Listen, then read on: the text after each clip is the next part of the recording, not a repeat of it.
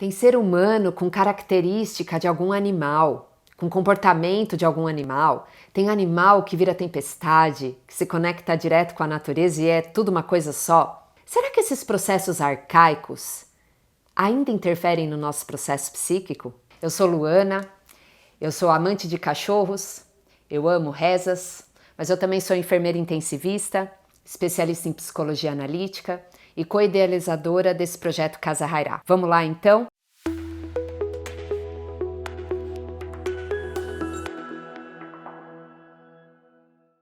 Mas antes de você continuar assistindo esse vídeo, se você tem interesse nesse tipo de assunto, se inscreve no nosso canal, ativa o sininho para receber as notificações e lembrando que os vídeos vão primeiramente para os membros Master. Se você tem interesse também de poder participar dessa comunidade, se torne um membro. Então vamos falar um pouquinho sobre mística? E isso tem tudo a ver com os nossos processos psíquicos, inclusive com o processo da ayahuasca, com os processos psicodélicos, com os nossos sonhos, com a nossa vida no geral. Então eu vou começar esse vídeo falando sobre um conto da tradição Runicuim, que é um povo indígena acriano da floresta amazônica. E aí a gente vai perceber onde destoa para nós dentro da lógica sobre esse tipo de assunto. Existe uma jiboia que se torna mulher. Existe um animal que tem relação sexual com essa mulher jiboia. Quando a gente traz isso para a consciência aqui da cidade, isso parece não ser possível. E aí eu vou definir um pouquinho, a gente vai começar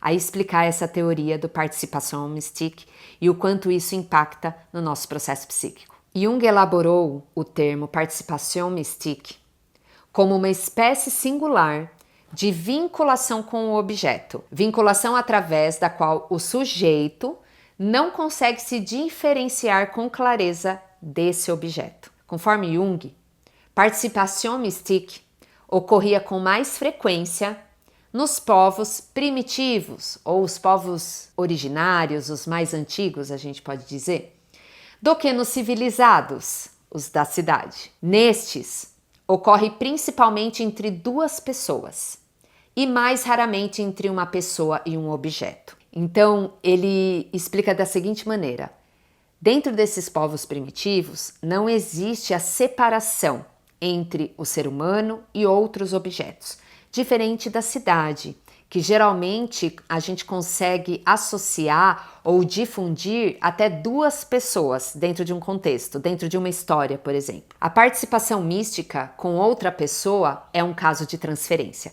Então, aqui na cidade é um caso de transferência, isso está dentro de um processo psíquico que precisa ser visto como terapêutico. Então, para a gente falar sobre participação mystique, aqui dentro do contexto onde a gente vive, dentro da cidade, a gente precisa falar sobre lógica. E aí vai um pouquinho de teoria também. Mas o que é o pensamento lógico? A lógica é determinada por regras e padrões de uma certa sociedade. E isso muda de um país para o outro. A lógica é formulada conforme comportamentos aceitáveis e coerentes, ou seja, existe um molde definido para que cada localidade pense e discuta sobre variados assuntos. E dentro desse molde está também cada pessoa. A gente vai se moldando ao pensamento lógico da cidade, ao pensamento de certa sociedade. Esse tipo de pensamento está fortemente ligado ao Ocidente, em populações da cidade principalmente, diferente de sistemas antigos ou de sistemas primitivos, como os povos indígenas, por exemplo. Existe uma ruptura entre os seres da natureza, para que se possa especializar cada área em seus estudos e até mesmo nos processos psíquicos. No século passado, alguns antropólogos, psiquiatras, cientistas perceberam existir algo maior que rege coletivamente os comportamentos, os pensamentos,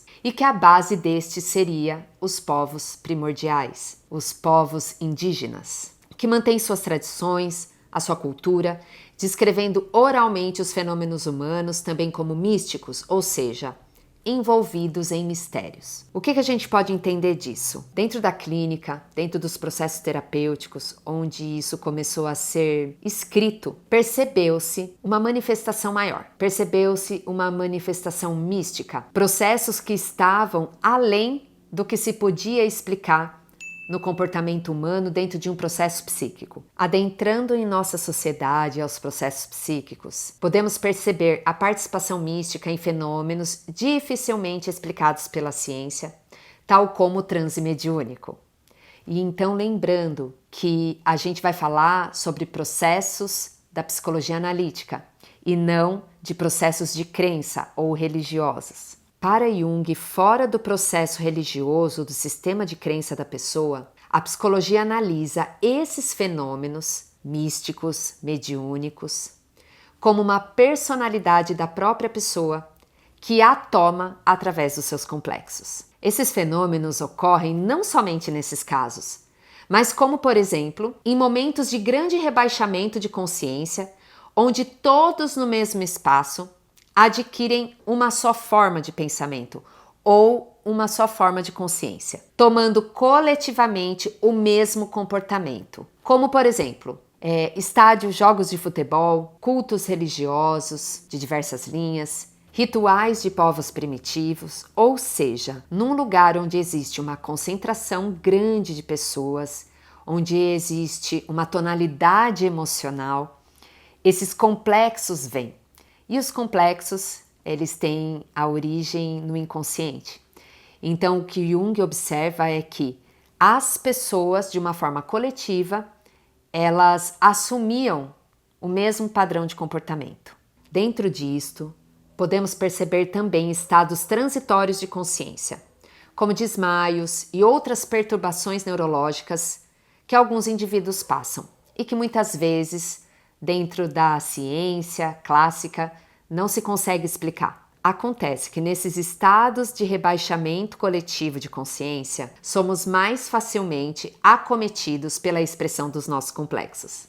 Dessa forma, lembrando que o arquétipo é o centro dos nossos complexos, então podemos exprimir comportamentos que abrangem questões coletivas e pessoais, dependendo do que reprimimos, do que mascaramos, geralmente por culpa ou medo. Por isso a importância do papel do ego, que faz essa conexão entre os temas inconscientes com a lógica que a gente falou ali no começo, para que possamos adentrar no caminho do verdadeiro autoconhecimento. O processo de individuação e de crescimento psíquico quanto ser humano está em aceitar o que se é de verdade, na sua profundidade. E isso não quer dizer que concordemos com comportamentos nossos, agressivos, ou que causem a nós ou aos outros mal-estar, mas sim a abertura para um processo de crescimento e individuação através da prática do auto-olhar, da terapia e de treinamento consciente sobre situações que nos despertem tais sombras. A participação mística vem para que muitas vezes possamos perceber que não há diferenciação entre nós e os outros seres do ponto de vista da natureza e do cosmos, e que algumas vezes, algumas questões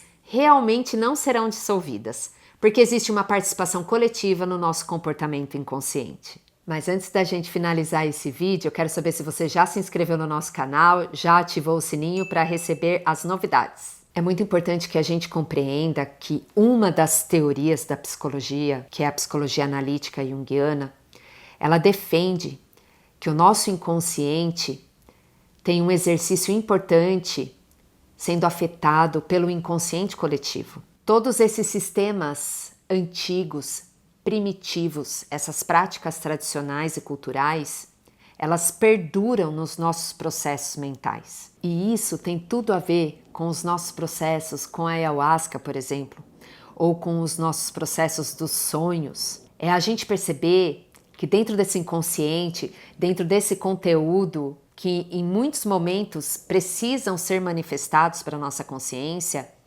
existem elementos muito antigos, onde a natureza, o ser humano, todos os elementos contribuem de uma mesma maneira para o nosso crescimento, para o crescimento do todo.